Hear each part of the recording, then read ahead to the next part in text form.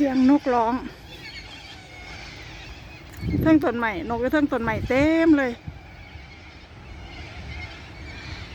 มาทำธุระจอดรถ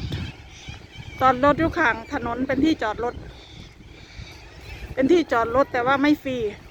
2 เหรียญกับ40 กว่าบาทต่อ4 ชั่วโมงก็ไม่แพงแต่ว่า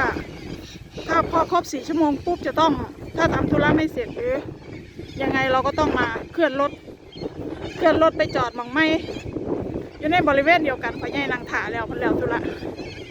แต่ว่าก็ต้องเสียใจอีกสินะพี่น้องอยู่นี่เขาฟิกเนาะเขาแบบว่าเวลาต้องเป๊ะสินะทุกอย่างต้องเป๊ะจ่ายค่าจอดรถก็จ่ายผ่านตู้แมชชีนตู้จ่ายเงินอัตโนมัติจ่ายเองสินะ